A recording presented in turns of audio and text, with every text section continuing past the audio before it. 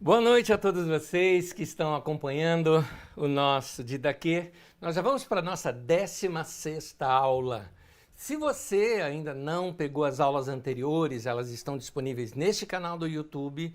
E também lembrando a você que as nossas apostilas ficam disponíveis em carisma.com.br/Didaquê. É lá que você pega as nossas apostilas. Essas aulas, como eu costumo dizer, é importante você fazer anotação. A apostila é somente um lembrete para você depois voltar e estudar e ter também ali os textos e as referências. Mas tem muito mais coisas que eu coloco em sala de aula que não tem na apostila, então não basta ler a apostila, obviamente. Seria importante você acompanhar nas apostilas. No tema de hoje, vamos dizer assim, né? No tema da aula de hoje, eu quero falar sobre o Éden e os direitos humanos. Esse vai ser o tema que vamos abordar nessa nossa aula de hoje.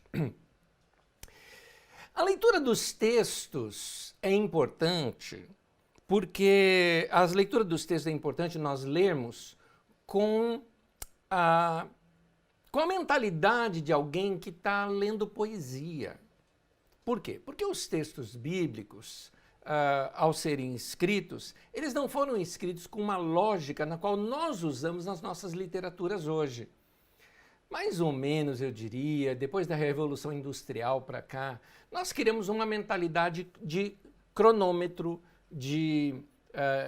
a mentalidade de história, a mentalidade de reportagem. Então, muitas vezes nós achamos que os textos antigos devem ser lidos dessa mesma maneira hoje, e não é verdade, não é assim. Eu estava, por exemplo, ouvindo uma poesia cantada, lindíssima, lindíssima, lindíssima. Para quem usa o Facebook, só está disponível no Facebook. É uma canção chamada Resistência, de Jorge Camargo. Fantástica, fantástica, fantástica. E na poesia eu precisei ouvir diversas vezes para ir me aprofundando na letra. É interessante essa maneira da gente acompanhar uma poesia, porque poesia você para, você reflete, você repete, aí então você imagina. Da mesma forma, quando nós lemos esse tipo de literatura ou esse tipo de leitura que vamos fazer hoje, é para se ler como quem lê poesia, querendo entender o que é que ele quer passar, o que é que o autor quer transmitir para a gente. No domingo passado, eu ministrei para a Carisma lá de Guaratinguetá um tema sobre o céu. Você pode encontrá-lo lá no canal do YouTube da Carisma de Guaratinguetá. E o tema, o céu, foi para mostrar que do céu nós não sabemos como ele é. Nós não temos uma ideia exata de como é o céu. Por quê? Porque nem eu nem você fomos lá e voltamos aqui para contar, e a própria Bíblia também não relata tudo isso. Então, do céu, o que nós temos? Nós temos percepções, nós temos imaginações, nós temos ideias sobre o céu, mas nós sabemos que o céu ele é muito mais do que isso. Esse é o céu. Assim também é o Jardim do Éden. O Jardim do Éden é algo no qual, quando nós fazemos uma leitura, é uma leitura que deve aguçar a nossa imaginação e nós tentarmos entender o que aquele texto está querendo passar para a gente. Então, quando você lê sobre o Jardim do Éden, você vai encontrar ali aquele, literalmente, né, aquele paraíso. Deus, os animais, aquele lugar de uma beleza incrível. A palavra jardim também pode ser traduzida como pomar. Portanto, um lugar de cores, de frutos, de sabores, de cheiros. Imagina as plantações daquele lugar, as árvores maravilhosas. Um dos profetas coloca até mesmo isso como árvores frondosas. Imagine-se, por exemplo, as flores que devem ser ali. Como deveria ser literalmente paradisíaco um lugar daquele. Essa é a ideia do texto, nos transportar para um paraíso. Por quê? Porque aí começa a se explicar o vazio do ser humano. Essa sensação de todo ser humano tem de que, uma vez expulso do jardim, se tornou um ser humano incompleto, se tornou um ser incompleto, e agora a gente passa o resto da nossa vida carregando essa busca pelo paraíso perdido. É essa a ideia que o texto quer nos passar. E um detalhezinho, eu não estou falando aqui de Adão e Eva passar o final da sua vida em busca do paraíso perdido. Eu estou falando de mim e de você. Somos nós que perdemos essa conexão. Na verdade, a gente olha para a vida e a gente percebe que nós fomos criados para algo muito maior do que aquilo que nós estamos vivenciando. A gente carrega dentro de nós aquela sensação de que falta algo. Falta algo. É interessante essa sensação, porque é isso que esse texto quer tentar nos explicar. Como nós vimos na aula passada, é etiológico isso, né? Ele tenta explicar, dar o porquê das coisas. Por que o ser humano não se contenta com o que tem? Ah, porque lá antigamente nós morávamos num jardim e agora estamos aqui nessa perdição longe do jardim. Por que o ser humano, além de não ter, quer sempre ter mais e quando não se contenta ainda rouba do outro, até mata o outro? E aí se conta a história de Caim e Abel. É assim, a vida é para ser mais do que isso. E uma das lições fantásticas, ensinada por nosso mestre, o Senhor Jesus, ele começa a dar uma resposta de como a gente deve ler o Gênesis. Muito interessante essa frase de Jesus, está em Mateus 19, versículo 8. Mateus 19, 8 diz assim: no princípio da criação não era assim. É muito interessante, eu vou depois reler esse texto dentro de um contexto no qual Jesus falou, e aí você vai entender melhor isso. Mas é sempre assim. A criação, então, aquele Éden, aquele paraíso, se tornou para nós um referencial de como nós devemos viver. Da mesma forma, como eu citei para a igreja de Guaratinguetá no domingo passado, o céu se tornou também essa forma do que nós queremos viver. Então, o paraíso, a terra prometida, a aspiração dos profetas do reino na terra, as aspirações da igreja gloriosa ou as aspirações do céu, é tudo a mesma coisa. É uma ideia de que existe algo mais do que o que nós estamos experimentando, e olhando para esse ideal, para essa utopia no bom sentido da palavra, olhando para esse ideal é que nós devemos viver aqui. É o que está na oração de Jesus, né? Venha o teu reino e seja feita a tua vontade, assim na terra como no céu. Eu quero o céu na terra. Agora, olhando aqui para a expressão do Éden, nós precisamos desejar esse jardim na terra. A minha vida foi colocada aqui por Deus para eu cuidar de jardins, para eu fazer um jardim da minha vida, ou seja, lidar com beleza, com cheiros, com cores, com relacionamento, com comunhão com Deus. O Éden se torna para nós esse padrão de vida até mesmo. Outra coisa que os textos originários, né, os textos do princípio, os textos do Gênesis, a palavra Gênesis na língua hebraica, a palavra Bereshit, que ela significa no princípio, no cabeça, no ideal de tudo. Então, quando nós pensamos no ideal, princípio nesse sentido de o ideal, né? O ideal, no caso do passado, aquela é a matriz, é daquele jeito que tem que ser. Quando fala lá em Gênesis, fala também, por exemplo, da criação do homem, sendo o homem criado do pó da terra. E a ideia de falar que o homem foi criado do pó da terra não é ciência. O texto não está dizendo que é um texto histórico, que Deus pegou, foi lá na argila, no barro, juntou, fez um boneco de barro, assoprou e puf, virou homem. Não é essa literalidade que o texto espera que a gente lê. É o que eu falei, bota óculos diferente aí, querido. Tira esse óculos dessa religião tradicional, fundamentalista, que faz a gente ler a Bíblia dessa maneira e tenta mergulhar. Basta você ler como alguém que está querendo verdade ali, não quem está querendo ciência ou história. Então ali é verdade, e a verdade está nos conceitos, no que vem por detrás. Como é que você lê as parábolas de Jesus? Você fica perguntando coisas, por exemplo, quando Jesus conta o seguinte, né? A parábola, vamos colocar o seguinte, a parábola do filho pródigo. Um homem tinha 2 filhos, aí você, qual que era o nome deles? A gente não sabe. Mas então, o homem tinha 2 filhos. E os filhos falaram, ué, mas e a mulher do cara? Entende? Você está perguntando coisa que não tem na história porque não interessa ter na história.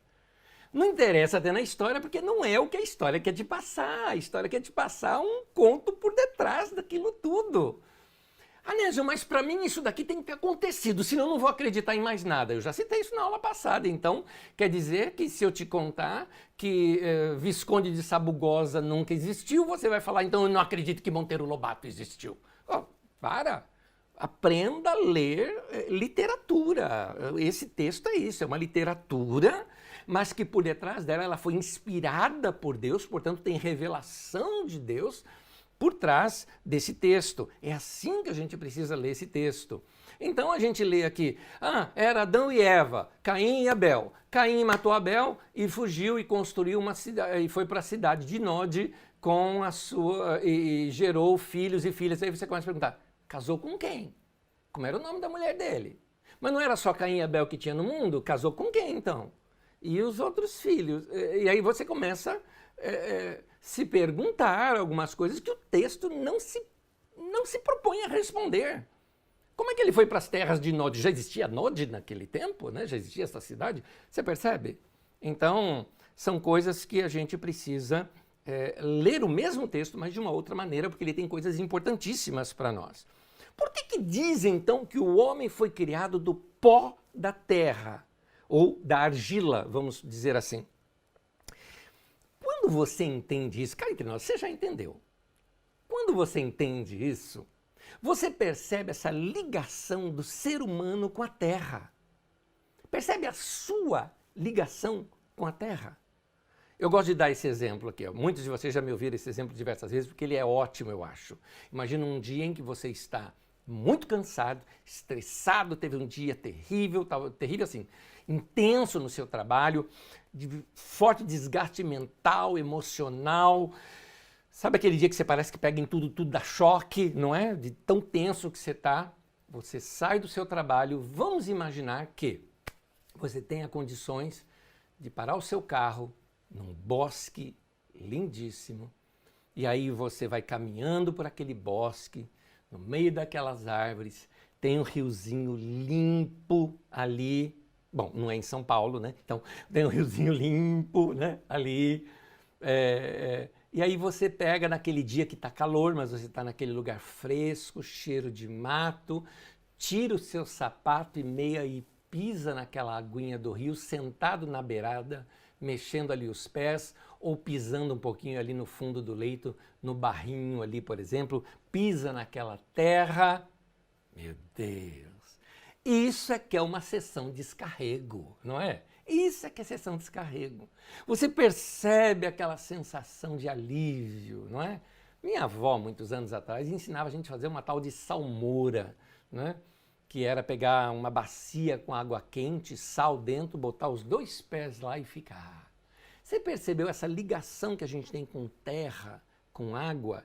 Não, meu irmão, eu não sou zen e eu nem tampouco sou exótico, coisa parecida, que fica viajando aí nos pensamentos. Não é isso que eu estou ensinando. O que eu estou ensinando é que eu não sou esotérico, era essa palavra que eu queria. Eu não sou. O que eu estou te ensinando é que a Bíblia diz que o homem foi criado da terra, porque existe essa ligação do homem com a terra. Há essa integralidade. Pode notar, por exemplo, na Bíblia, a Bíblia fala de terra prometida, fala de povo, fala de terra, fala de plantio, de comida, de leite e mel, né? Que mana leite e mel escorrendo pela terra. Essa que é a expressão que é traduzida para nós como terra que mana leite e mel. Que tem tanto leite, tanto mel, que era o de melhor que se tinha, vamos dizer, o de mais saboroso que tinha era isso, que escorria pela terra de tanta abundância que tinha. Então, todos nós temos uma relação com a terra, com o planeta, com o ar, com o sistema, com as plantas, com os bichos. Você já percebeu isso? Você já percebeu? Você que tem um animal, por exemplo, com quem você pode brincar, geralmente um cachorro, um gato, ou você que admira pássaros, ou você que tem seus peixes. Você percebe que tem uma integração gostosa, que é bonito ver, é legal estar junto. Eu acho que cada um de vocês talvez desejaria ter um animal, né? O animal do Dudu, por exemplo, Dudu amaria ter uma lhama, né? Então, não sei porquê, mas ele gostaria, né? Então, enfim, é legal a gente assim ter essa relação com os bichos, essa relação com as plantas também. Aqueles que têm uma possibilidade de ter um jardim, nem que pequeno em casa, uma hortinha, nem que pequena em casa, talvez ali só para dar um cheirinho, para dar alguma coisa. Essa integração mostra de onde você veio, do Éden, tá entendendo? Você veio daquele jardim, você veio daquele pomar, você foi criado para esse ambiente. É isso que você precisa entender aqui e extrair desse texto. Então, eu não posso, como cristão, tratar mal os animais, porque eu entendo que está tudo integrado. A minha relação com a natureza, ela não tem nada a ver com esoterismo, mas ela tem a ver com a relação que eu tenho com o Deus que criou tudo isso. Deus é o Criador, portanto eu vou respeitar a criação dele, porque eu sou tão criação quanto qualquer outra criatura. Eu também sou. Então eu tenho que respeitar as criaturas que Deus fez nesse sentido. A minha fé, ela tem uma referência, o Jardim do Éden, a harmonia de tudo aquilo. Por isso o jardim, a harmonia, as cores, tudo interligado e relacionado. A preocupação com a ecologia ou o cuidado com os animais faz parte daquilo que nós chamamos de ética cristã. A minha preocupação com a ecologia, ela passa a fazer parte da minha prática cristã, da minha ética cristã, da minha prática de fé. Por exemplo, o cuidado com os animais, a luta contra a injustiça que às vezes a raça humana coloca sobre as outras raças, deve fazer parte da minha ética cristã, da minha prática cristã. Eu não consigo imaginar, por exemplo, alguém que se chama cristão e chuta gato na rua, entende? Atropela cachorro, joga, sabe? Eu não consigo imaginar gente que é cristã pegar um rifle e sair caçando, assim, como esporte. Porque a caça em termos de sobrevivência, a gente até compreende. Mas a caça em termos de esporte, isso não casa a ideia cristã com uma ideia dessa. Cuidar da natureza é sinal de cidadania e também de amor ao próximo. Portanto, o cristão... eu não consigo imaginar um cristão, por exemplo, que fica indiferente com relação a um desmatamento desnecessário. Essa pessoa está precisando de algo na sua formação cristã. Claro, essa formação cristã tem que vir através dos pastores e líderes. E sendo sincero, eu estou tentando lembrar aqui quantas vezes são tão raras, e eu não consigo lembrar de nenhuma, vezes em que eu ouvi pregações cristãs sobre a questão da ecologia. Então é interessante isso. O cristão, exatamente por causa do amor ao próximo, ele aprende a viver em sociedade. Ele entende que a liberdade dele, ela tem limites. E o limite é a liberdade do outro, o limite é o bem-estar do outro. Por exemplo, se você é cristão e joga lixo na rua, se converta. Se converta, porque você é só de fachada. Cristão domingueiro, sabe que aleluia, glória a Deus, tal, e joga lixo na rua. O que é isso? O que é isso? Então, a vida cristã, ela tem que ser vida. Ela não é uma coisa religiosa na qual ali só nos domingos eu rezo, eu oro, eu canto, eu faço o que for, e depois isso não tem nenhuma integralidade, nenhuma integração com a minha vida e com o meu próximo. Todos vieram do pó e para o pó voltarão. O que é a minha vida? É pó. O que é a sua vida? É pó. Esse texto nos mostra também alguns detalhes sobre o ser humano para lidar exatamente no orgulho do ser humano, para lidar com o lado do ser humano que provoca ostentação, por exemplo, que esnobe. Porque quem é orgulhoso, né? Por exemplo, no caso, esse texto foi escrito nos tempos do rei Salomão. Suntuoso, ricaço. A prata era como se fosse pedra na rua para ele, não é? Ostenta que tinha 1000 mulheres, ostenta que construiu um palácio para ele, mas construiu um palácio também para uma das suas esposas, né? Ostentando tudo isso. Quem é esse cara? É pó. E vai voltar para o pó. O rico vai para o mesmo lugar que o pobre vai. Não tem diferença. Caveira não tem sexo, cor, assim, nível social, não é verdade? Esqueleto humano é isso aí. Então, a pessoa precisa se conscientizar isso. Nós somos pó e para o pó voltaremos. Então, não tem por que eu me julgar superior ao outro, porque eu tenho um cargo maior que o outro. Quem é você, ô chefão, ou que, né, que posa, que se sente superior aos outros? Você vai para o pó tanto quanto os outros vão para o pó também. Aliás, a Bíblia chega ao ponto de dizer que até o sábio vai para o mesmo lugar que o tolo. Faz diferença na vida, mas depois que morre, todos viram pó. O homem foi feito do pó e para o pó vai voltar. Eclesiastes capítulo 3, versículo 18 ao 20 diz assim: Também pensei, Deus prova os homens para que vejam que são como os animais. O destino do homem é o mesmo do animal. O mesmo destino os aguarda. Assim como morre um, também morre o outro. Todos têm o mesmo fôlego de vida. O homem não tem vantagem alguma sobre o animal. Nada faz sentido. Todos vão para o mesmo lugar. Vieram todos do pó, e ao pó todos retornarão. Eu gosto dessa fatalidade do livro de Eclesiastes. Eu gosto da maneira como ele trata. Mas é interessante isso. A maneira como a gente trata os animais fala muito do quanto a nossa mente já foi renovada com o Evangelho e na nossa relação com Deus. Então, meu querido, se você ainda não mudou nessas áreas da sua vida, chegou o tempo de você começar a refletir sobre isso, porque é o que a Bíblia nos ensina. Nos textos de Gênesis também aparece uma outra situação. Ele é feito de cenas. Cada uma daquelas cenas traz em si uma revelação ou diversas revelações embutidas nessas histórias que eu considero fantásticas, essas histórias de Gênesis.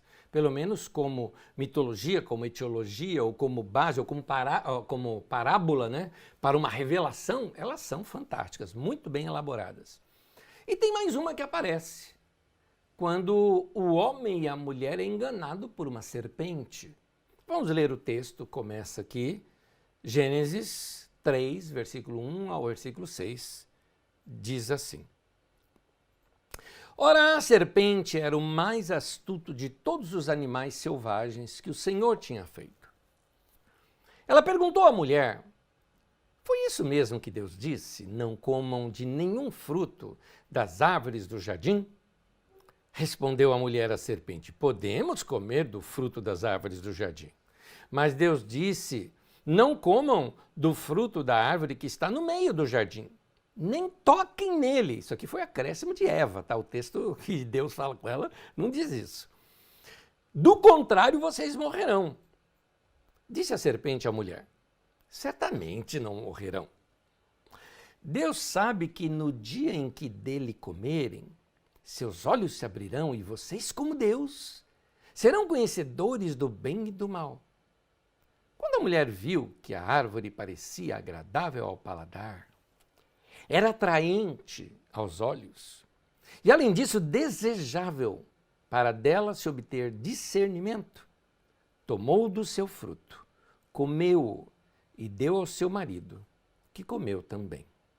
No texto original, se você ler no próprio texto hebraico, a ideia que dá ali na última frase é deu ao seu marido que estava ao lado, que estava junto com ela também. Foi isso. Tá? O caso, queridos, é o seguinte. Para a gente interpretar esse texto, vamos voltar para o momento em que ele foi escrito.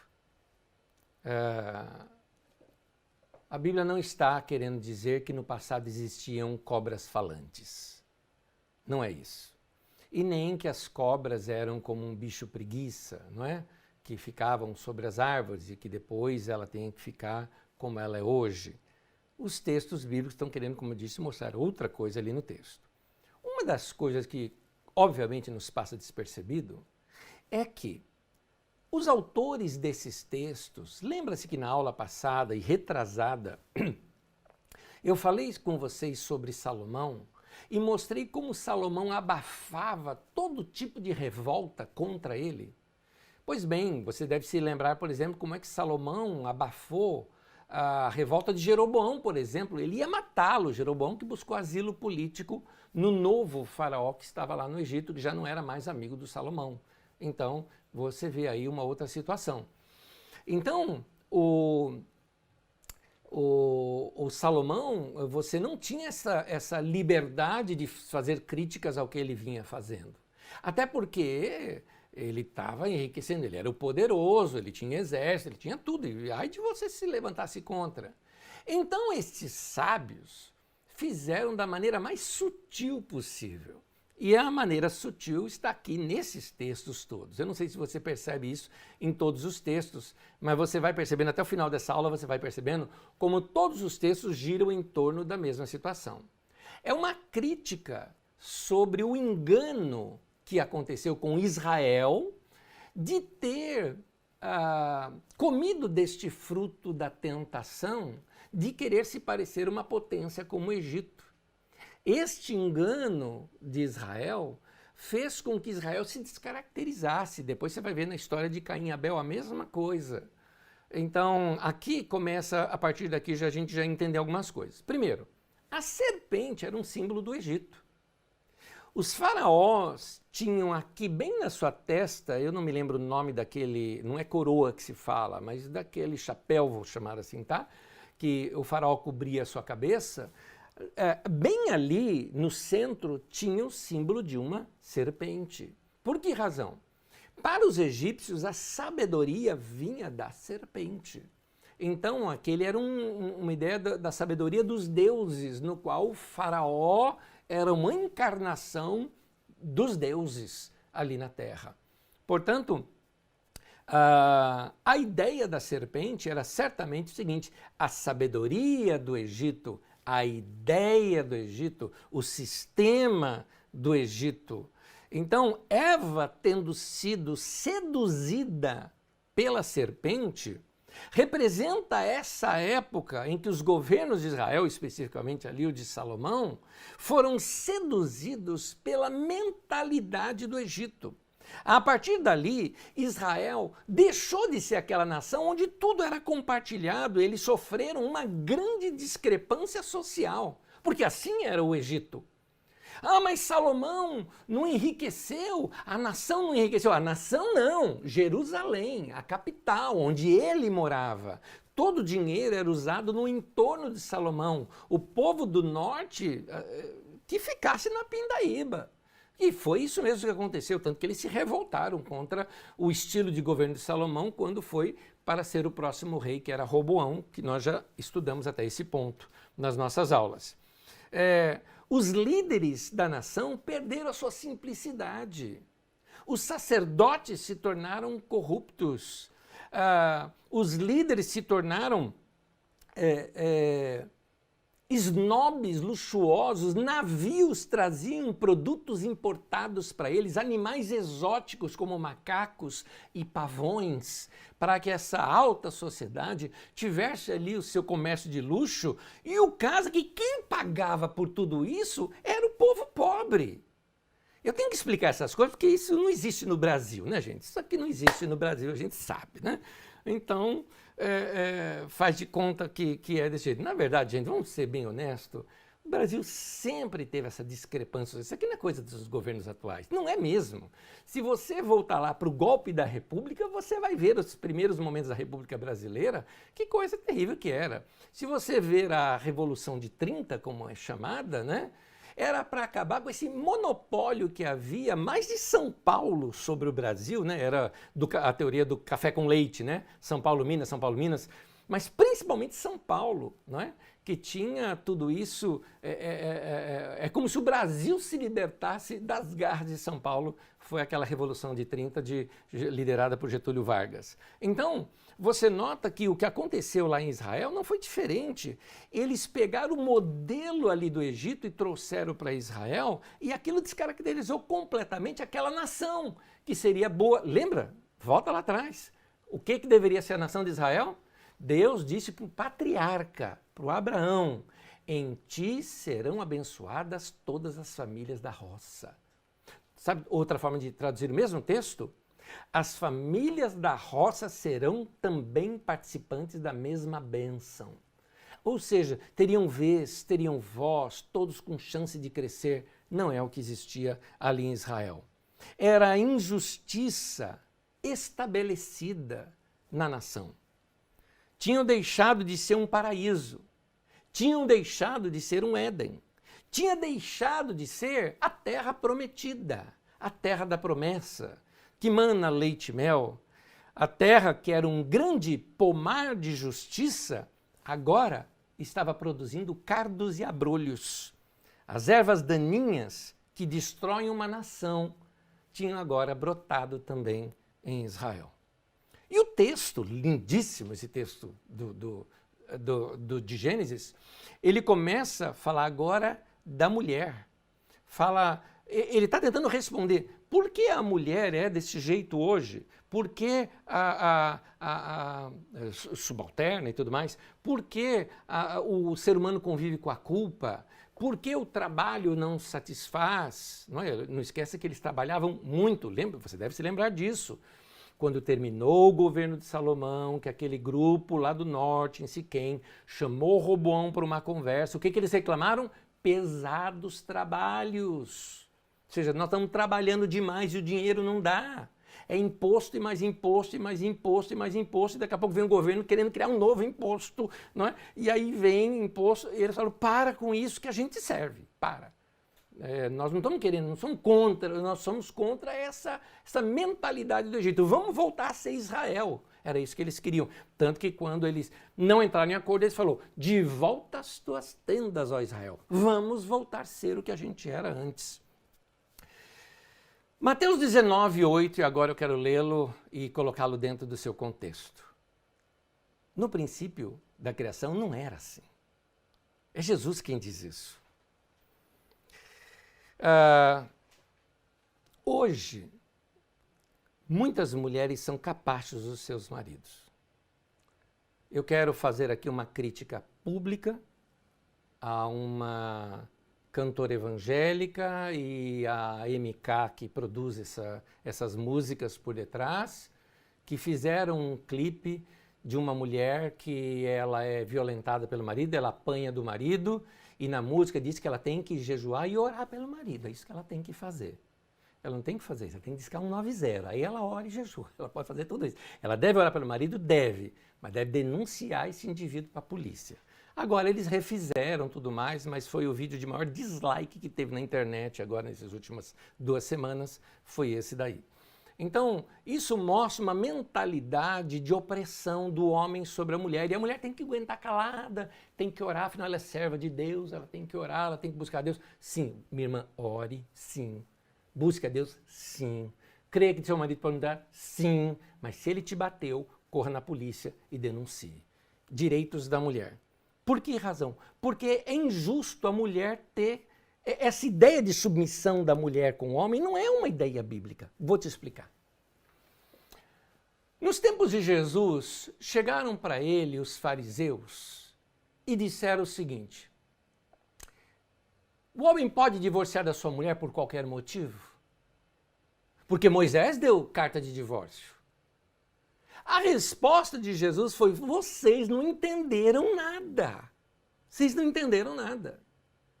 O problema que estava acontecendo é que o homem repudiava a sua mulher. Repudiar é uma coisa que a gente não tem, é mandar ela embora de casa para ir morar na rua, é isso.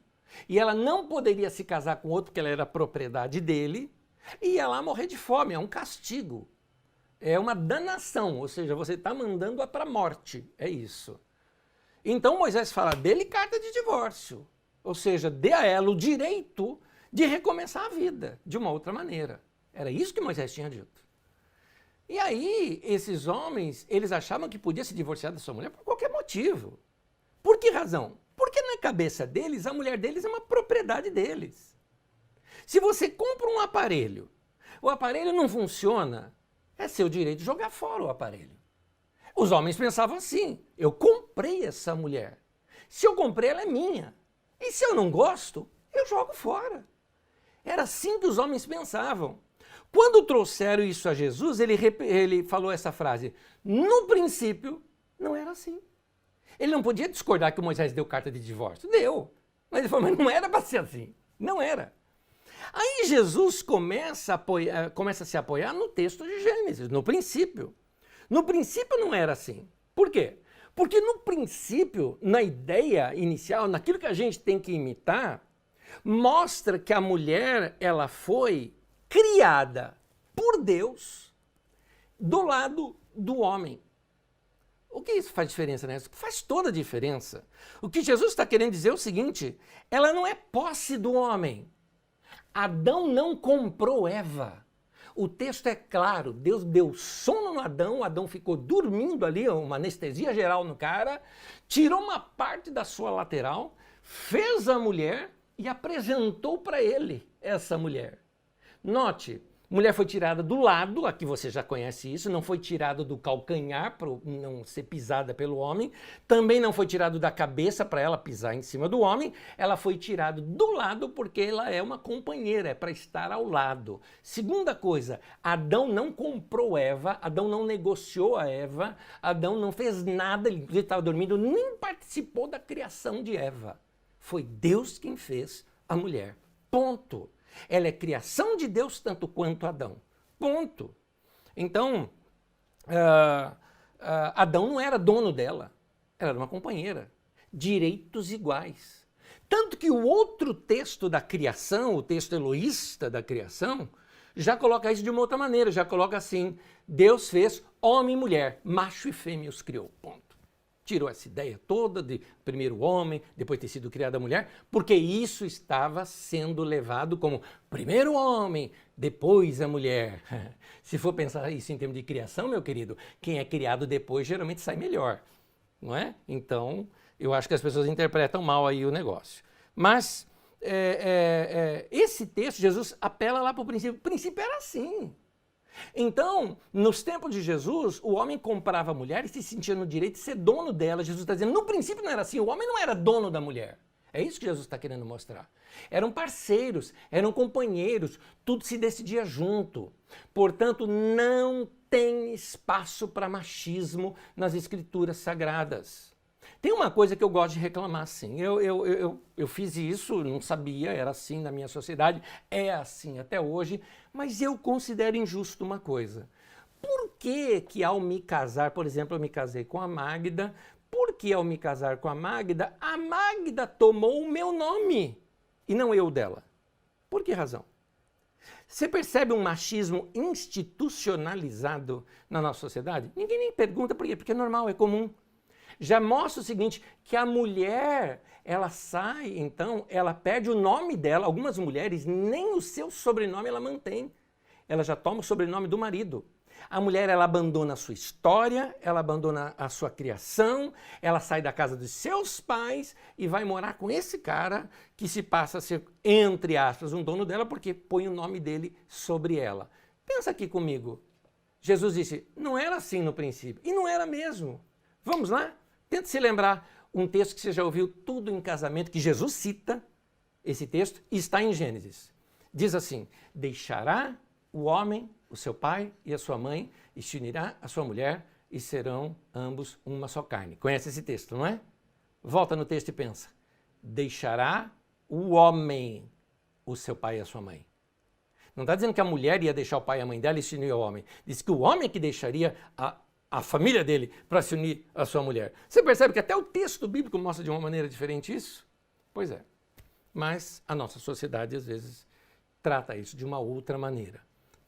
Portanto, é injusto um homem e uma mulher que desempenha o mesmo serviço, o homem ganhar mais do que a mulher. É injusto.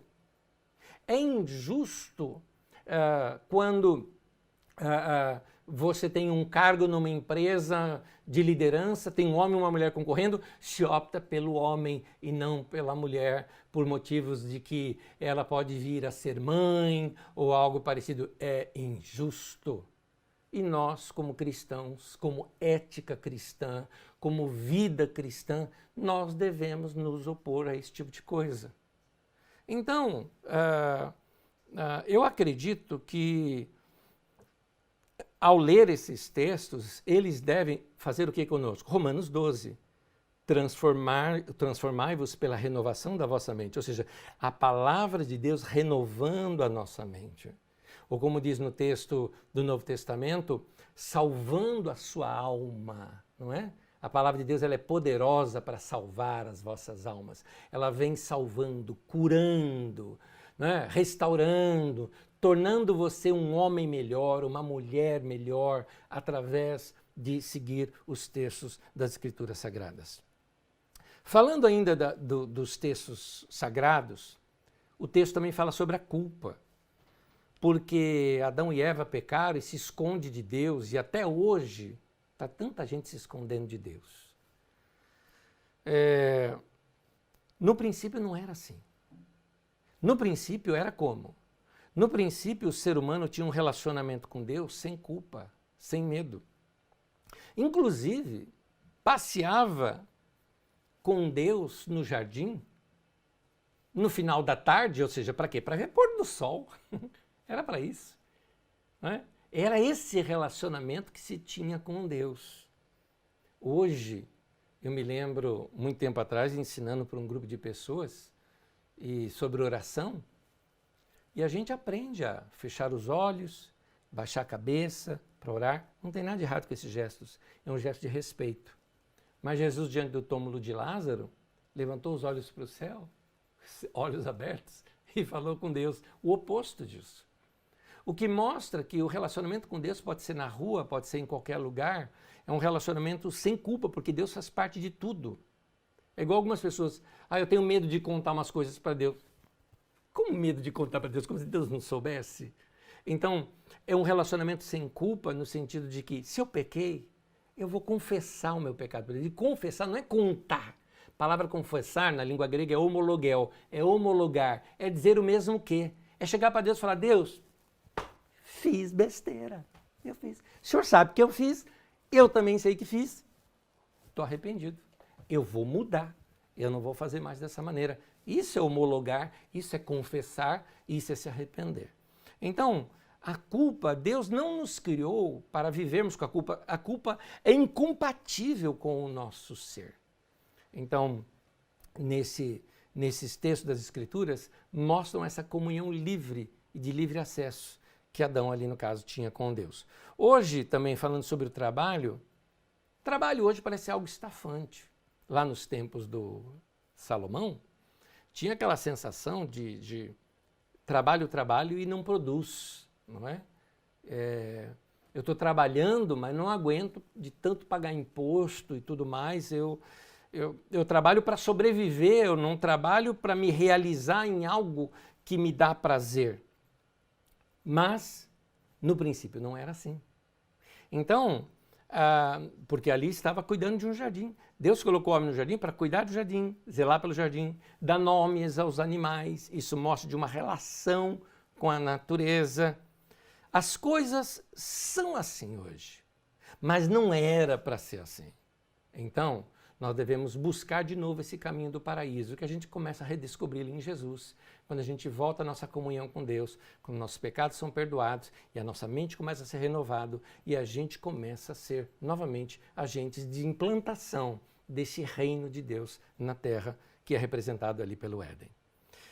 O que nos representa e nos ensina a vida de Abel?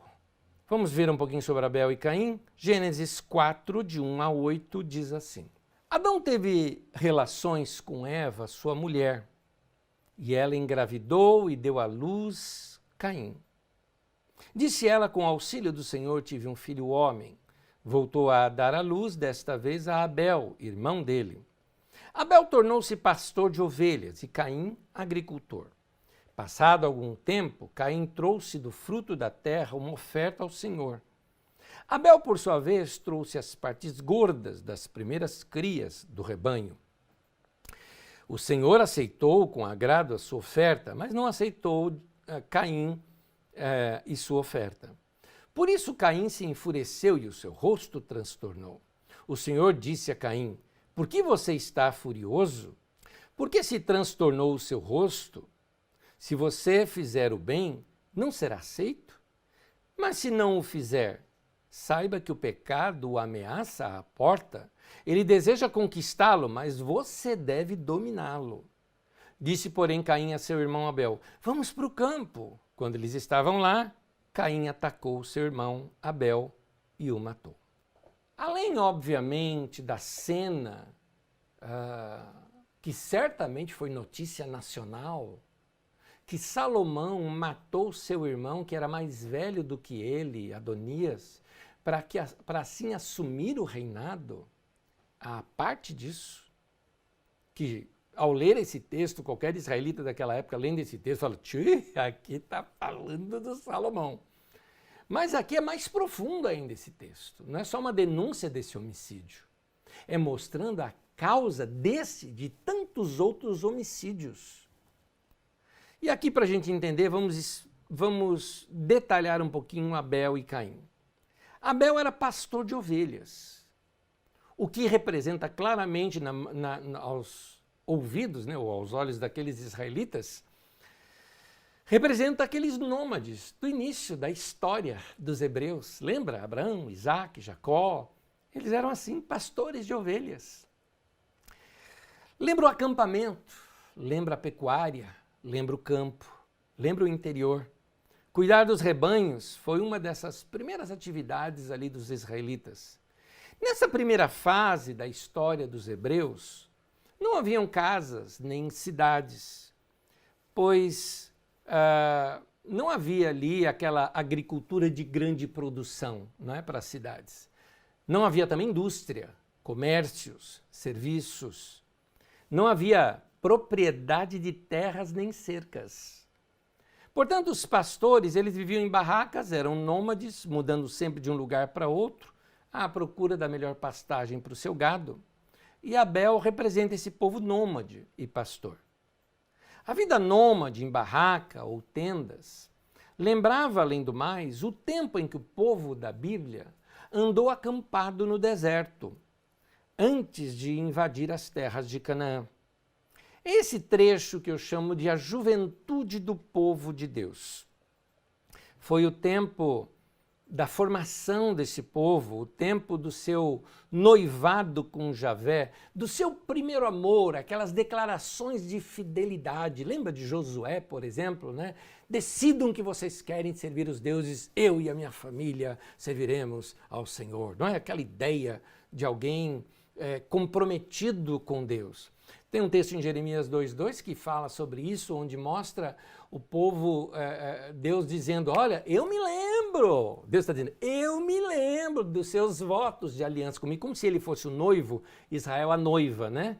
Dizendo o seguinte, lá quando você estava no deserto, você era dependente de mim, você falava comigo. É como se fosse na linguagem de hoje, seria mais ou menos o seguinte, né? Chegando para ela e dizendo o seguinte, eu lembro, antigamente você me ligava todos os dias, se fosse nos dias de hoje, né? Você me ligava todos os dias, você falava que me amava, você mandava recadinho para mim, não é? Porque você estava numa situação difícil e eu estava ali te ajudando, então eu era o seu melhor amigo, eu era aquele que te ajudava e tudo mais. Agora você está independente, né? Você está aí bonitona, você me abandonou, agora você está saindo com outros. É o que Deus fala ali em Jeremias, dizendo, eu lembro da tua juventude, eu lembro dos teus votos que você fez comigo.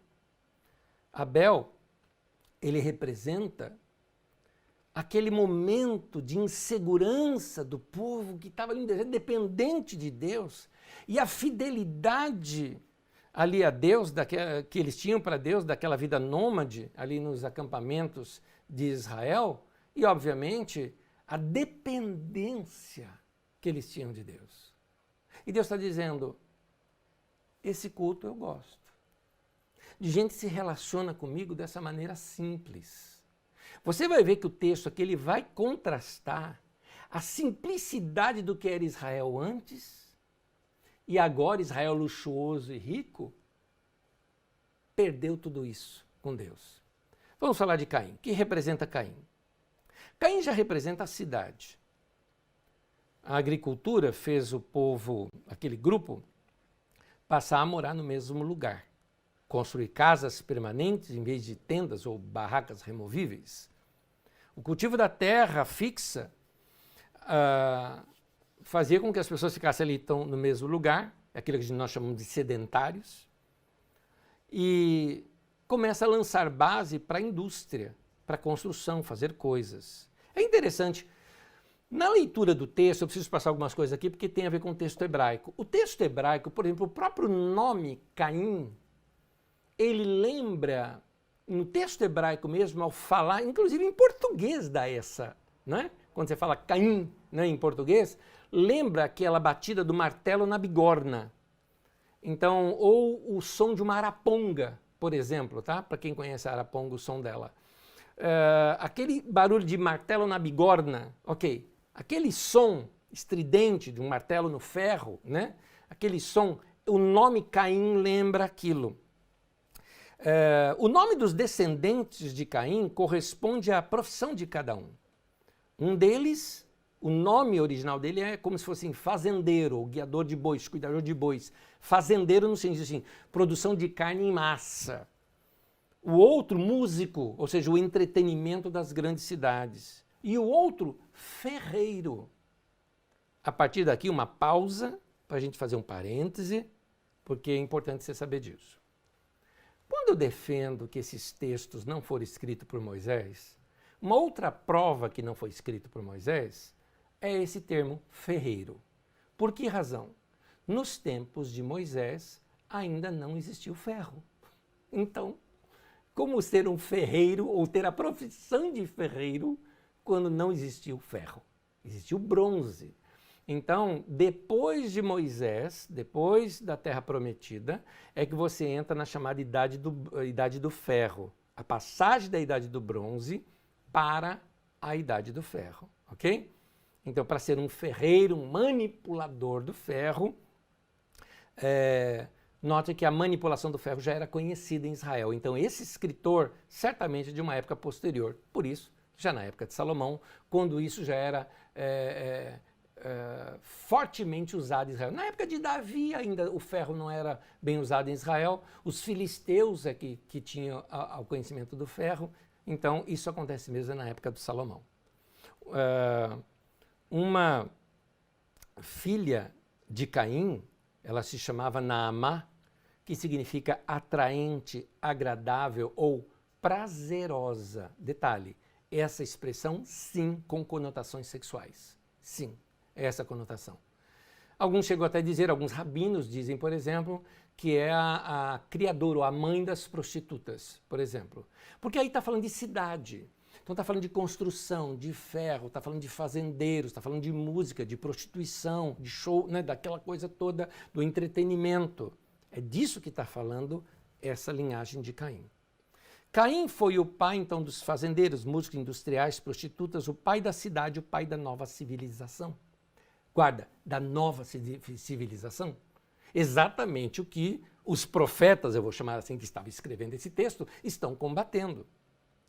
Quando se escrevem essas histórias, estamos na euforia do progresso trazido pela Idade do Ferro.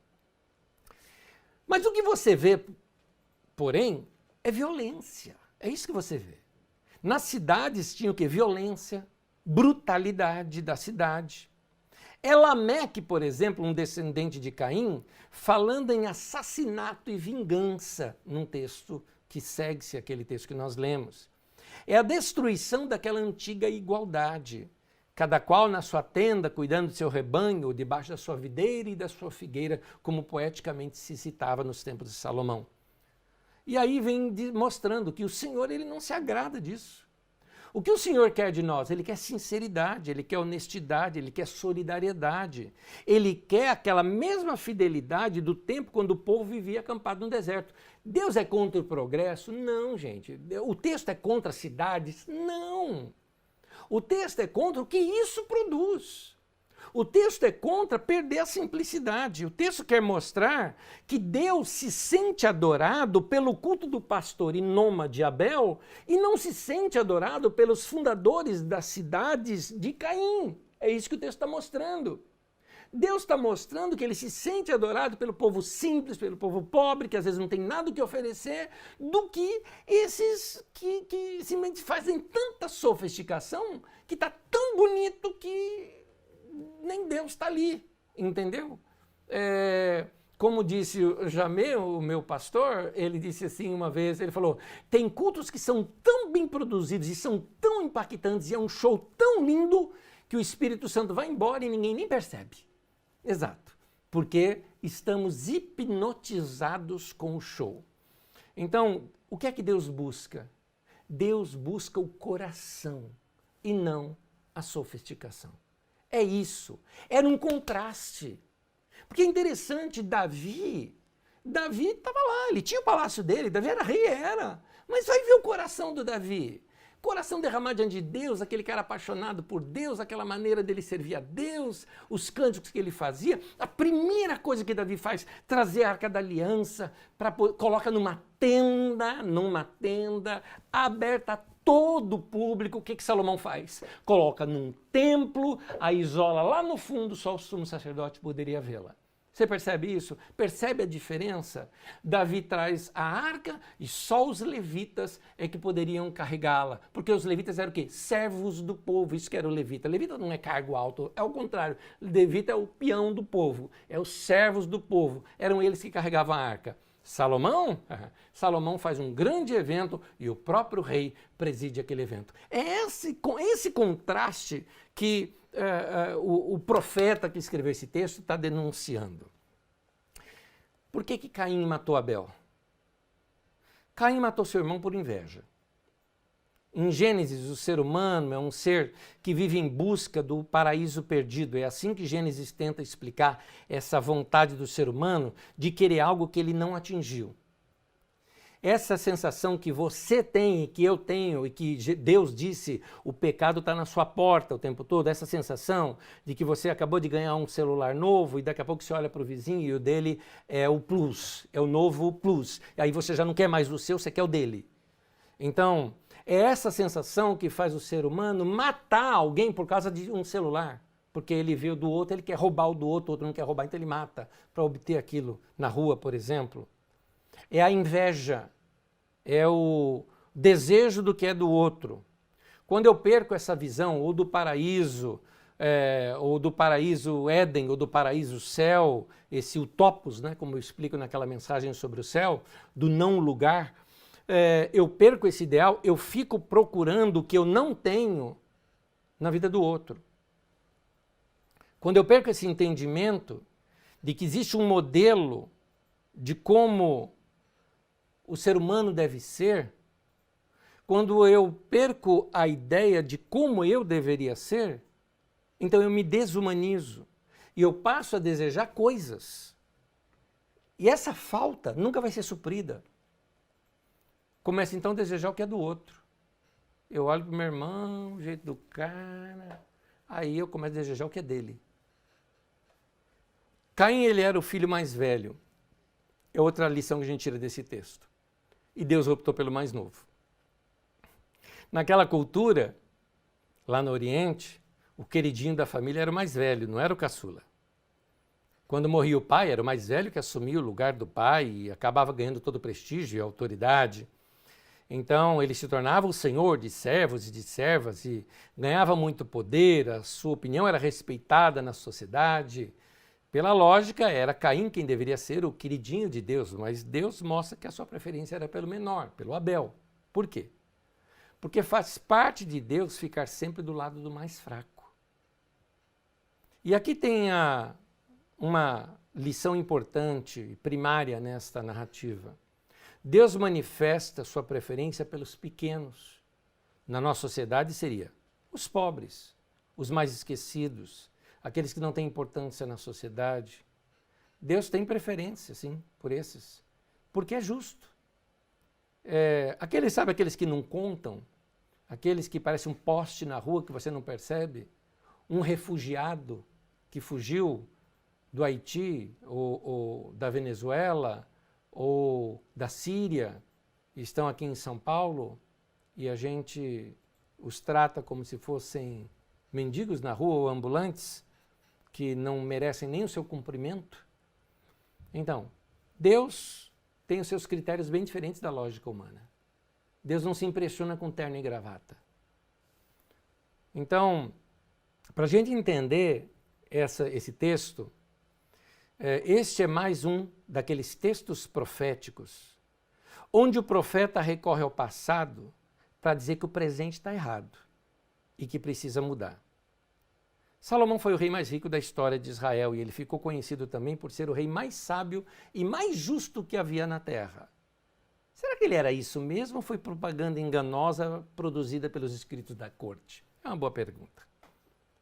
Mas quando nós olhamos mais de perto a história do Salomão, a gente descobre que ele abusou dos seus privilégios que o cargo dele lhe conferia, além de explorar duramente as tribos de Israel mesmo, e também dominava povos vizinhos, impondo impostos pesados. A mania de grandeza de Salomão levou-o a endividar a nação, a tal ponto que foi preciso entregar território de Israel como pagamento para esses credores internacionais. Um deles era Irão, rei de Tiro. Lá em 1 Reis 9 fala que Salomão deu 20 cidades lá da Galileia para o rei de Tiro, tratamos isso aqui na aula passada. E ainda em 1 Reis 9 diz que ele impôs trabalhos forçados iguaizinhos os que eram feitos lá no Egito. E uma das cidades que ele impôs trabalho forçado para reconstruir foi Gezer. Sabe o que era a cidade de Gezer? O faraó, o sogro dele, foi lá e destruiu uma cidade, acabou, arrasou, matou todos os habitantes, botou fogo na cidade, devastou tudo, pegou aquele território todo, deu de presente de casamento para a filha dele. Lá para a filha dele que casou com Salomão. E Salomão pega o dinheiro do povo e a mão de obra do povo para reconstruir todinha a cidade que era dela. Entendeu? Então, já não havia mais igualdade de irmãos em Israel, como havia quando Moisés e Josué falaram da terra prometida e entraram naquela terra e dividiram entre famílias. O que tinha é que uma família dominava sobre os demais e os matava explorando, desprezando. É o rei Salomão que se levanta contra o povo e o mata. Portanto, na ótica do povo oprimido, Salomão é o Caim e o povo é o Abel. Jeremias 22:3 diz assim: assim diz o Senhor, administrem a justiça e o direito, livrem o explorado das mãos do opressor. Não oprimam nem maltratem o estrangeiro, aqui entenda-se o refugiado, o órfão ou a viúva, nem derramem sangue inocente nesse lugar. Aprenda isso, meu querido. Deus está sempre do lado do mais fraco.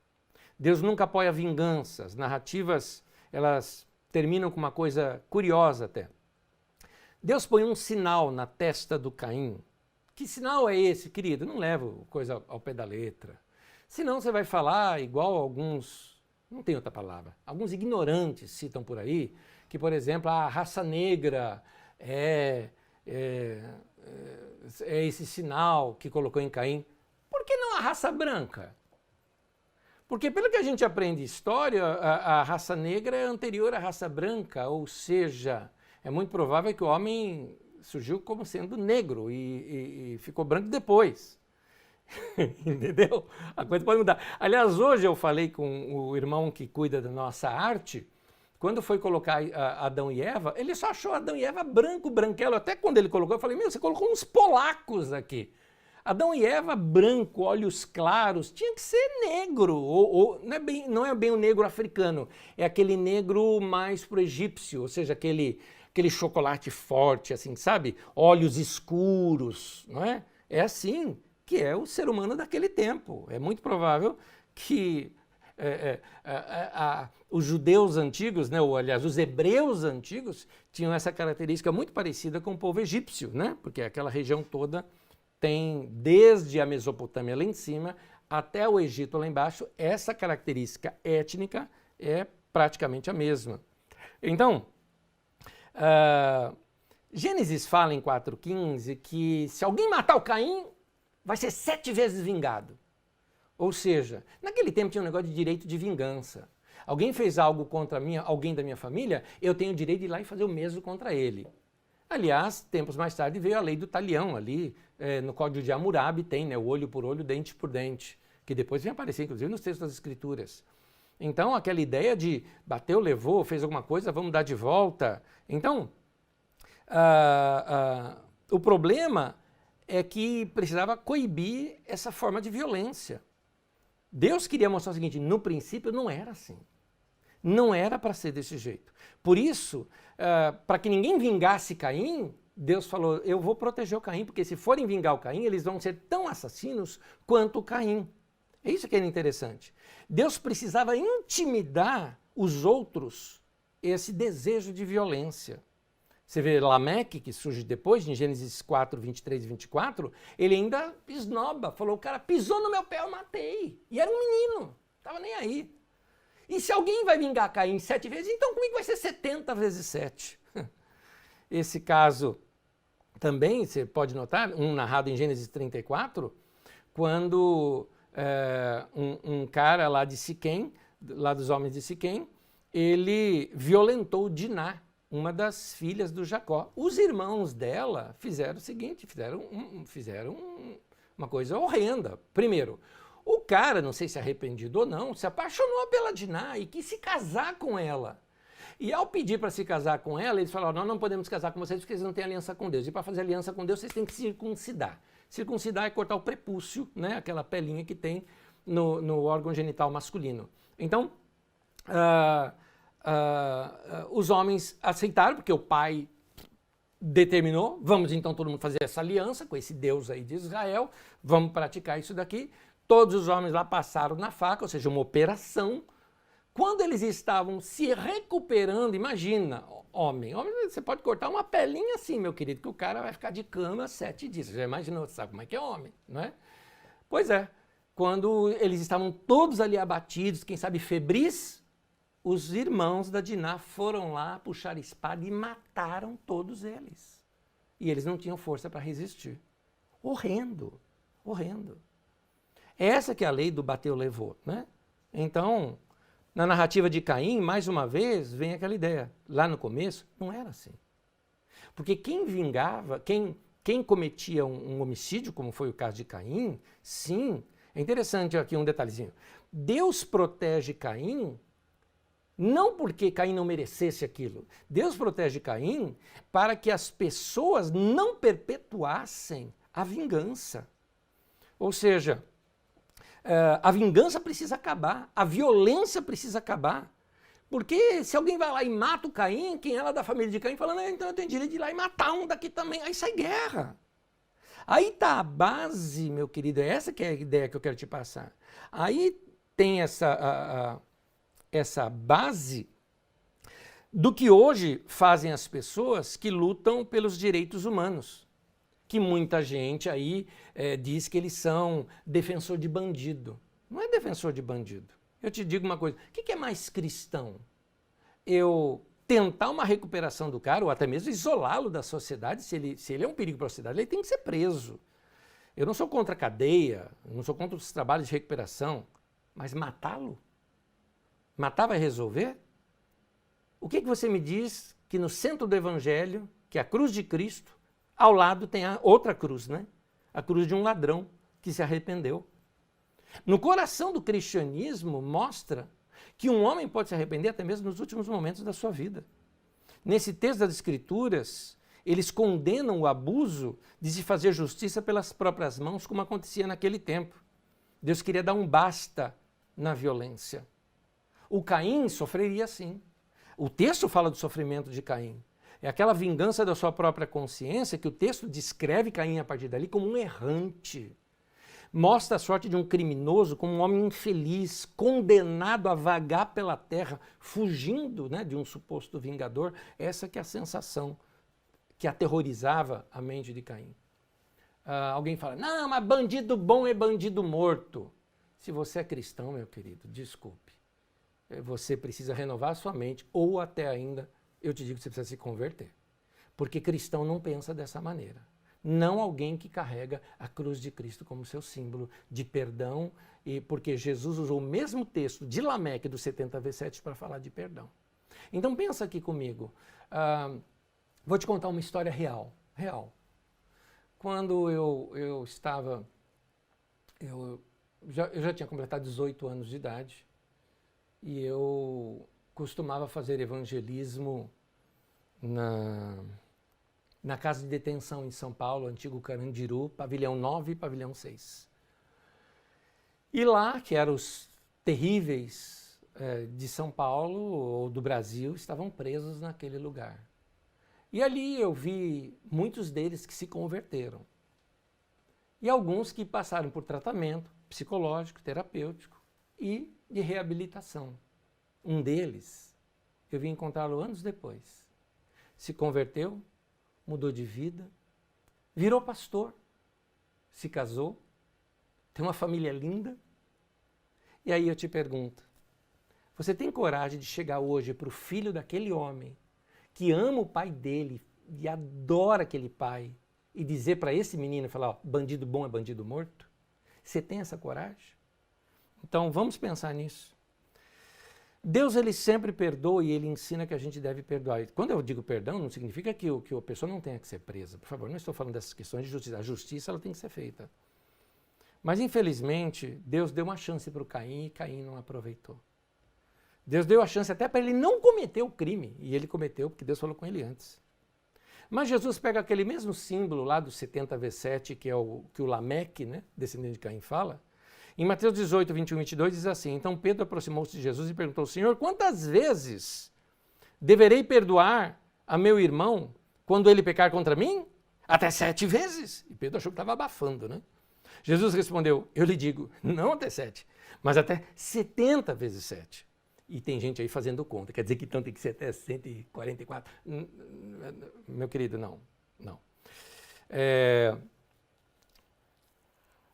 Jesus, ele usa essa mesma expressão para mostrar como é que deve ser o perdão. Eu quero terminar falando sobre direitos humanos.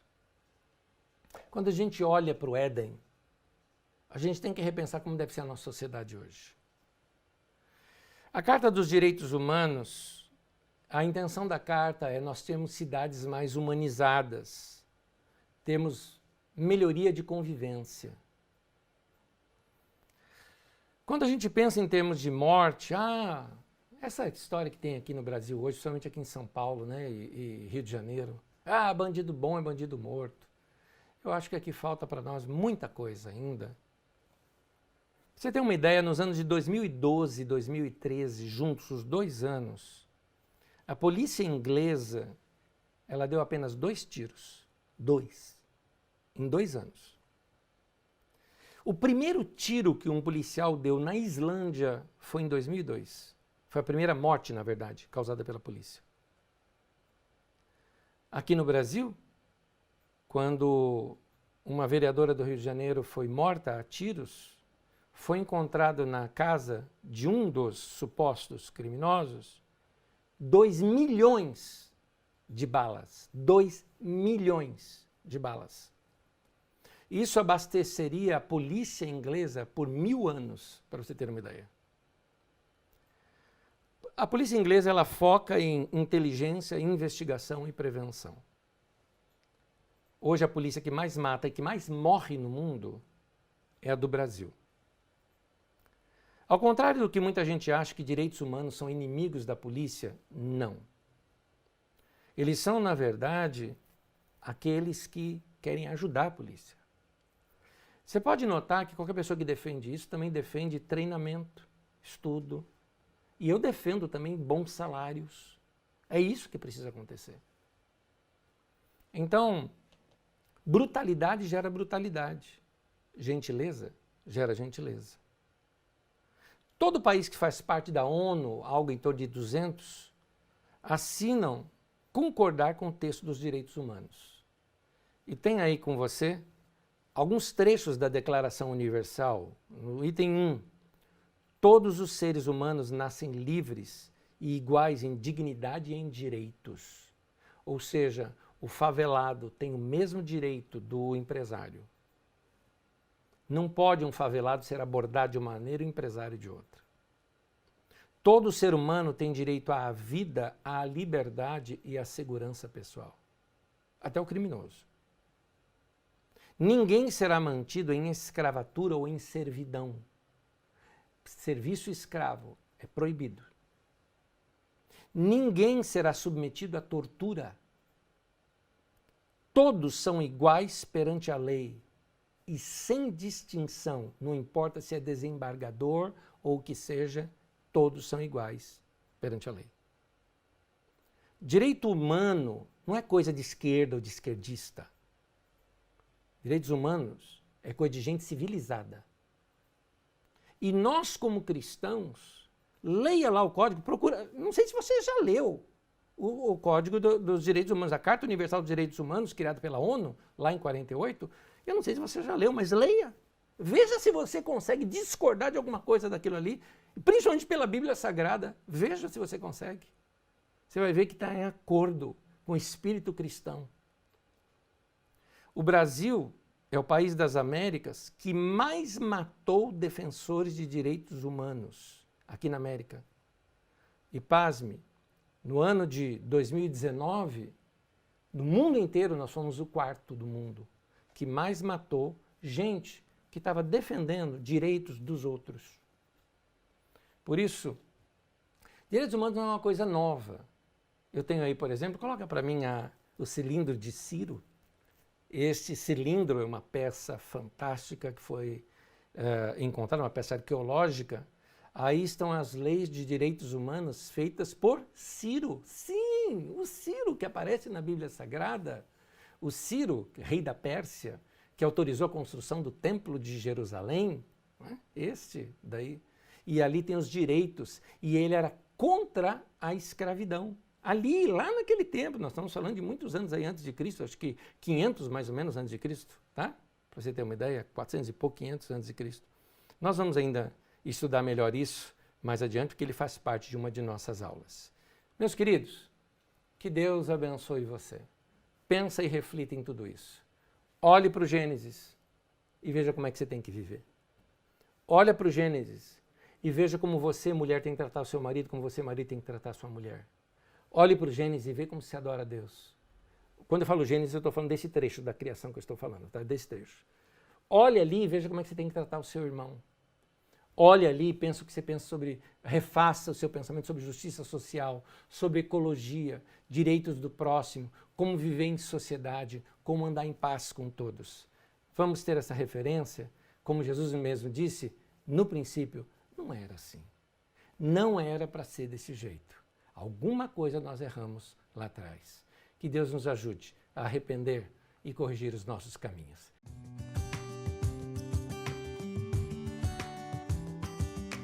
Boa noite, queridos. Tentando aqui responder algumas das perguntas desses alunos inteligentes que a gente tem, que me fazem umas perguntas que eu tenho que pensar para responder. E algumas, realmente, eu não tenho todas as respostas, mas corremos juntos para aprender juntos também.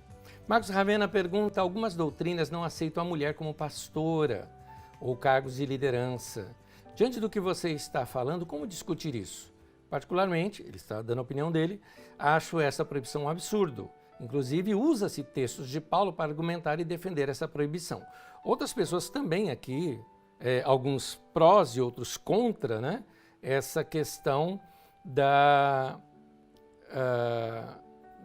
contra até uma opinião de Antônio Carlos Silva, de que eu não vejo respaldo bíblico para a liderança da mulher. Antônio, você está enganado.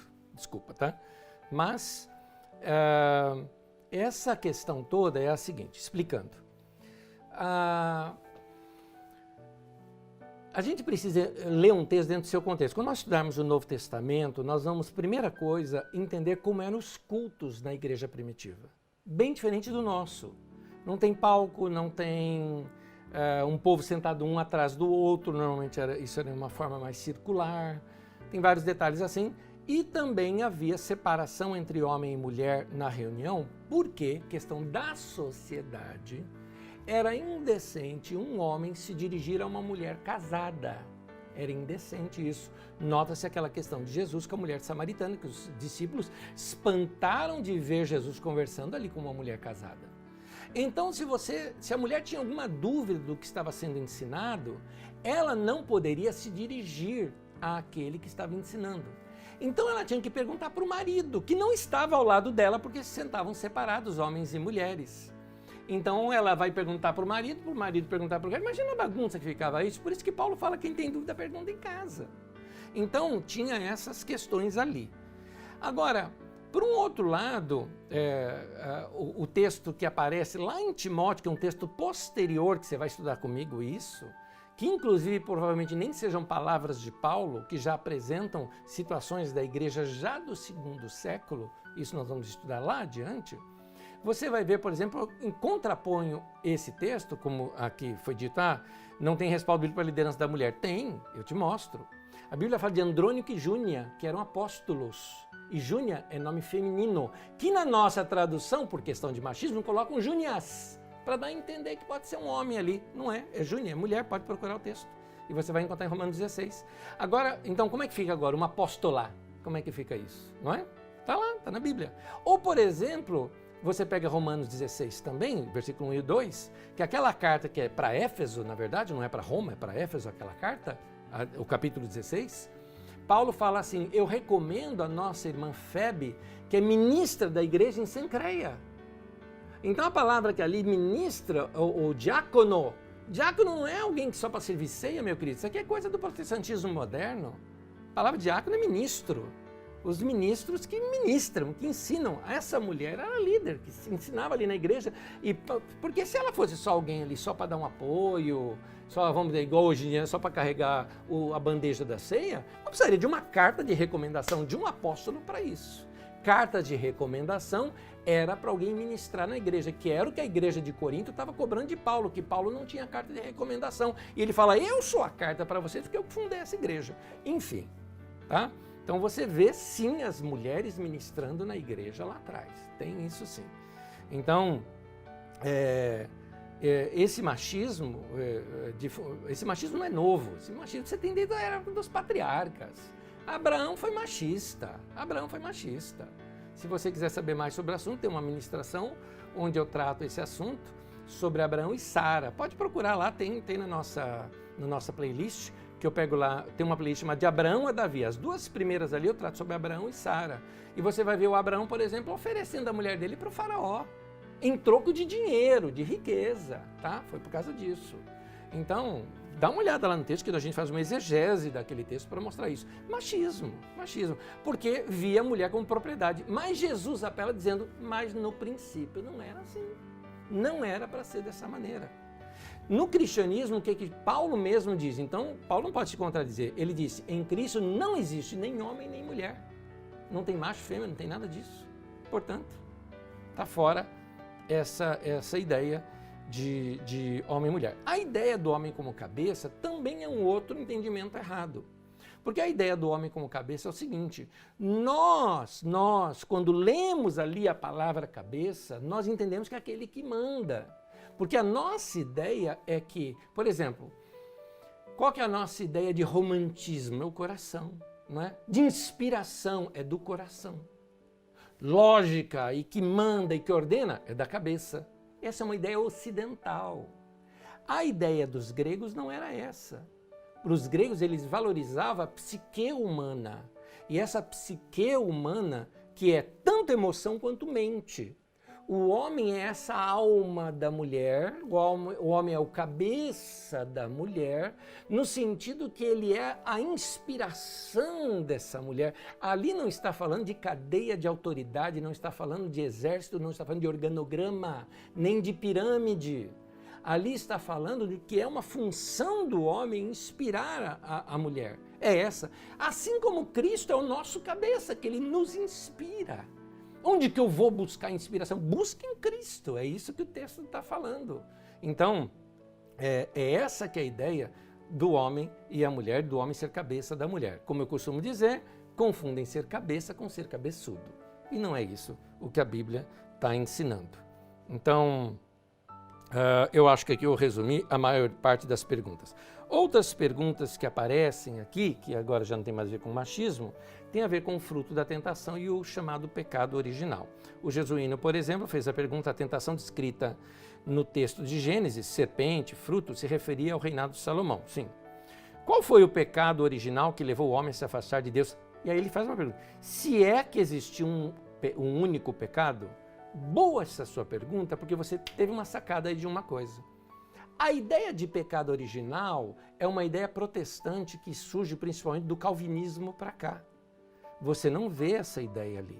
É uma releitura. Aliás, cá entre nós, viu? Eu estou numa briga com os calvinistas e os neocalvinistas agora, porque calvinismo tudo é pecado. Tudo para os caras é pecado, é disciplina e tal. Está tudo assim hoje. Então, se você quiser ver esses que fazem no Twitter, ou esses blogs que tem, ou esses que falam de teologia no YouTube, por exemplo. Então, essa ideia de um pecado original começa ali, essa ideia. É uma leitura europeia dos textos de Paulo. Quando vai falando, Adão pecou, então todos pecaram, tal.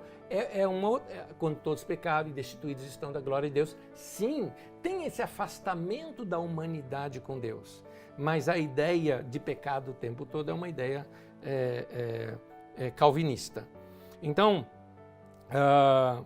deixa eu continuar aqui mostrando uma coisa para você. Espera um pouquinho, tinha mais uma pergunta aqui que eu iria juntar com essa. Bom, eu vou lendo aqui, e aí a hora que eu chegar de novo nela, porque eu já me perdi na leitura toda que eu fiz. O Maurício pergunta o seguinte: infelizmente muitos se irritam com análises como a sua, Nésio, que extrai pérolas das ostras bíblicas. Os líderes que insistem em ensinar a literalidade bíblica o fazem por maldade ou ignorância?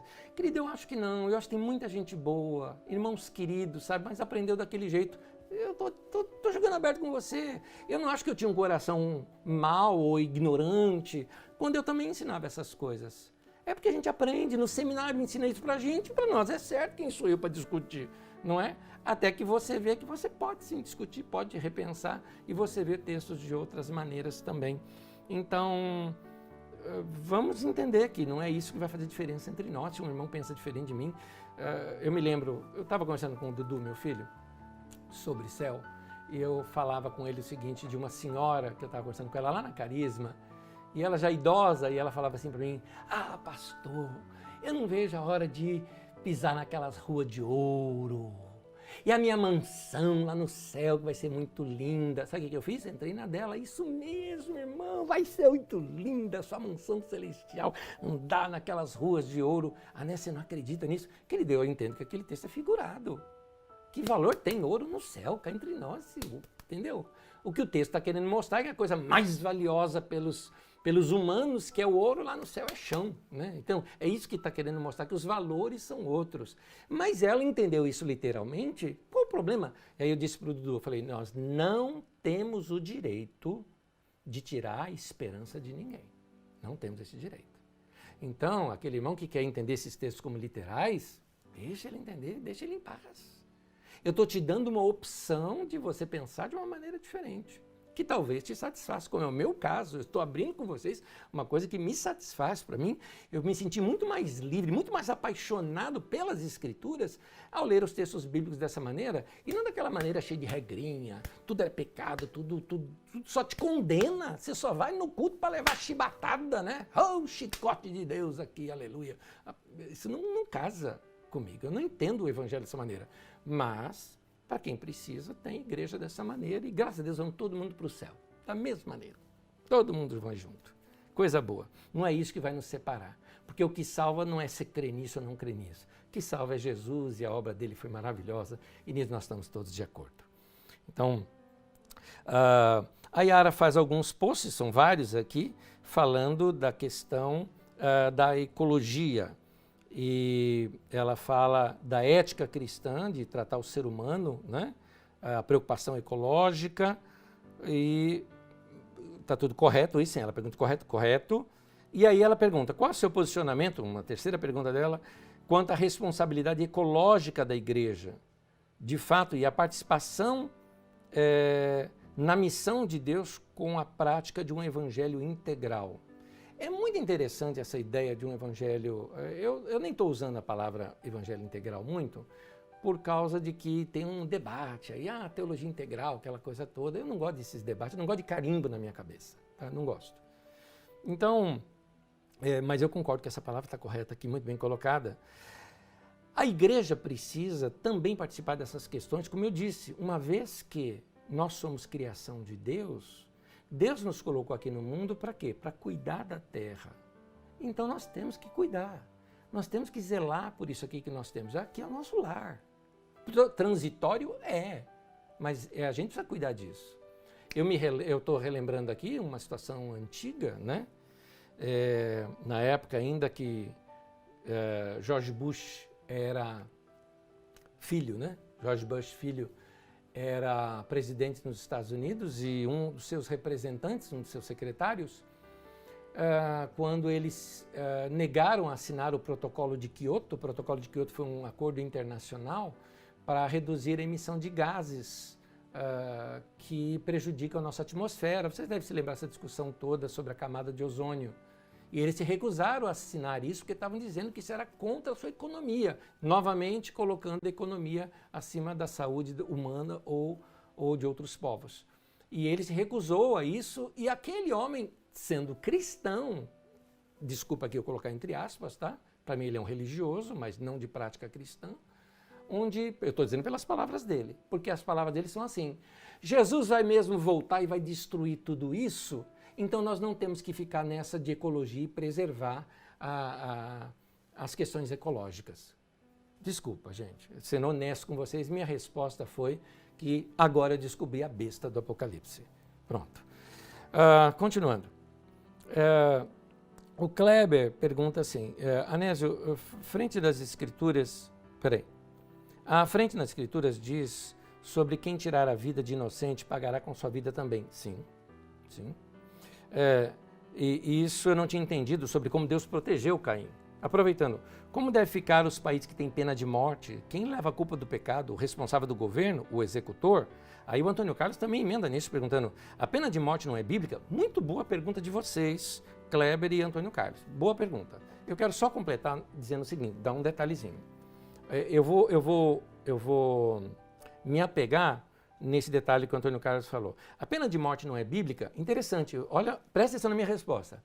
Sim, é bíblica. Não, não é cristã. Como assim, Anésio? Exato. Você vai ver várias coisas que são bíblicas, mas não são cristãs. Como assim? Olha, Jesus ensinando. Ouviste o que foi dito. E aí você vai ver olho por olho, dente por dente. Está escrito? Tá. Mas e aí? Jesus falou, eu porém vos digo. Se alguém bater numa face, vira outra. Então, é bíblico, mas não é cristão. Você percebeu? Por que razão? Por que razão? Porque aí, por isso que eu estou estudando a Bíblia dessa maneira com vocês. Porque estudando dessa maneira, nós vamos perceber que vários mandamentos bíblicos são mandamentos nacionais para aquele momento daquele povo de Israel. Inclusive alguns mandamentos que eram cultuais para aquele formato de culto, daquele tabernáculo. Por exemplo, como é que você faria hoje se a Bíblia diz que a luz do candelabro não pode apagar? Então a gente tem que deixar um candelabro aceso e com a luz lá dele, com o fogo dele lá queimando até hoje. Lá diz, está tudo perpétuo. Mas ali está falando daquela religião. A religião cristã, o cristianismo rompeu com isso. O cristianismo não é continuação do judaísmo, entendeu? Então o cristianismo mostra um outro caminho para Deus, um caminho alternativo sem essas coisas. Alguns mandamentos ali são mandamentos específicos para aquela nação e nós temos que saber separar esse tipo de coisa. Mas por que está ali? Está ali para o nosso ensino, está ali para a gente aprender, está ali para a gente ver as mudanças históricas. Os tempos vão mudando, situações vão mudando. Por exemplo, para eles só judeu era povo de Deus. No Novo Testamento, eu não sou judeu e sou povo de Deus. Entendeu? Então, isso é mudado aonde? Em Atos capítulo 15. O que é a chave do reino dos céus? A chave do reino dos céus era a autoridade da igreja de usar a chave do reino para diminuir o jugo da religião pesada que estava sobre o povo. Você vai aprender isso comigo quando a gente estiver estudando o Novo Testamento, principalmente o livro de Atos. Então, você vai ver algumas coisas. Pode... a Bíblia proíbe comer carne de porco? Proíbe. E você come? Como? Mas como assim? Por quê? É uma proibição que está ali no texto bíblico, mas não é uma proibição cristã. No cristianismo diz que você pode comer de tudo que se põe na mesa. Mas, se isso for escandalizar seu irmão, então não coma. Olha que interessante. Então vamos separar do é bíblico com é cristão. O é cristão significa estamos relendo ou lendo o texto com os óculos de Jesus. A partir de Jesus, nós começamos a interpretar as Escrituras. Aqui eu não estou interpretando, estou examinando esses textos com vocês. Interpretando, quando chegar lá em Jesus, nós vamos fazer toda uma releitura de novo agora, como é que Jesus vê tudo isso. Então, nós precisamos entender esses detalhes. É um detalhe importante na teologia, porque senão, meu querido, você vai encontrar umas leis lá no Antigo Testamento, vai jogar hoje em cima do povo, se você é líder, pastor, em cima do povo da tua igreja, você vai matar essas pessoas, a fé deles e a relação deles com Deus. Então, você vê a situação do sábado, até dentro do protestantismo tem divisão aí com relação ao sábado. Você vê a prática dos adventistas, por exemplo, que são cristãos. Tem protestante que fala, adventista é uma seita. Não aceita, é cristão. Gente que ama a Deus, para com isso. O pessoal ama a Deus. São meus irmãos, são seus irmãos também, mesmo que você não aceite, são seus irmãos. Agora, eles têm uma forma de leitura do Antigo Testamento que, na minha opinião, diverge da leitura que Jesus faz com relação ao sábado no Antigo Testamento. Então, são coisas para a gente pensar. Mas, como eu disse, lá adiante nós vamos estudar isso também.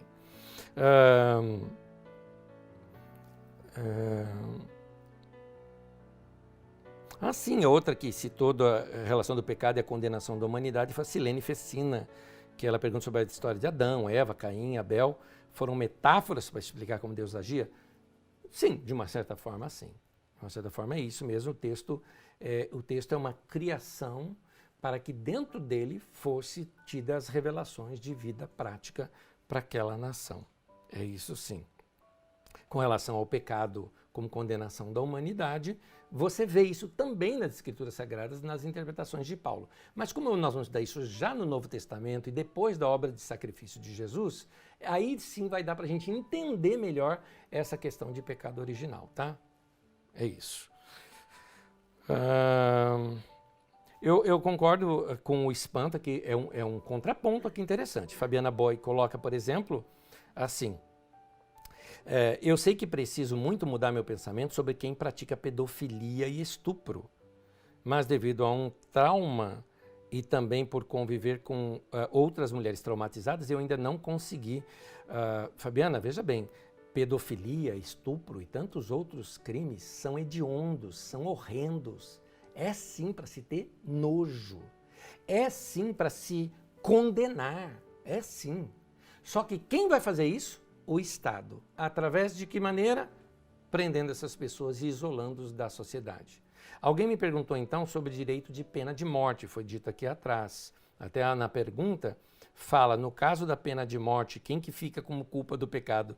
O responsável do governo, o executor? Aí a pena de morte é um pecado, vamos dizer assim, é uma situação da sociedade, das leis. Tem país que tem pena de morte, o executor só está ali no caso obedecendo às leis do país, é a nação, é o país, tá bom? Mas eu não consigo imaginar, veja bem, presta bem atenção. Melhor título de livro que eu já li na minha vida, melhor livro, que eu já vi na minha vida, tirando aquelas escrituras sagradas, falando de livro editado, chama-se Em Seus Passos, o que faria Jesus?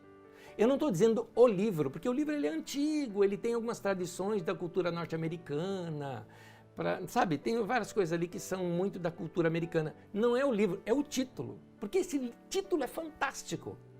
Minha pergunta é, o que Jesus faria? O que Jesus faria?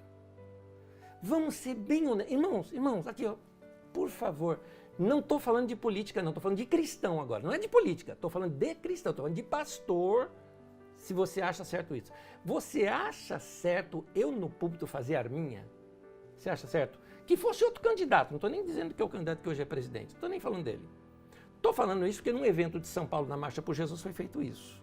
Você acha justo? Você acha certo? Você consegue ver Jesus fazendo isso? Você consegue ver Jesus dizendo, ele sendo executor de pena de morte? Você consegue ver? Então, se você não consegue ver isso, então você tem que tirar isso da sua prática cristã. É igual alguém me redarguiu, mas você não consegue ver Jesus criticando a autoridade. Não, você não leu então nas Escrituras, porque ele chamou o Herodes de raposa. Tá? Então, note bem isso, que nós precisamos reler as Escrituras a partir da vida, obra e prática de Jesus. É ela que é o nosso referencial. Eu leio Paulo, mas meu referencial é Jesus. Eu leio Moisés, mas meu referencial é Jesus. Moisés entre aspas aqui, porque se chama o Antigo Testamento de Moisés. Tá? Eu leio Davi, né, mas o meu referencial é Jesus. Entendeu isso? Estou dizendo isso porque alguém fala, mas não é bíblico? Na Bíblia está dizendo que o Senhor pegue os filhos de Babilônia e estoura a cabeça deles na pedra. Você acha certo isso? Você acha que Jesus faria isso? Não, mas Davi pediu isso. Então, nosso referencial é Jesus, por isso que eu sou cristão, eu sou seguidor de Jesus. Jesus, ele interpretou, ele traduziu Deus para mim. Ele estava dizendo, vocês têm essa imagem do meu pai, mas meu pai não é assim. Meu pai faz cair a chuva sobre maus e bons. Maus e bons. Ele faz nascer o sol sobre maus e bons. O Senhor é bom para todos. Essa é a revelação sobre Jesus.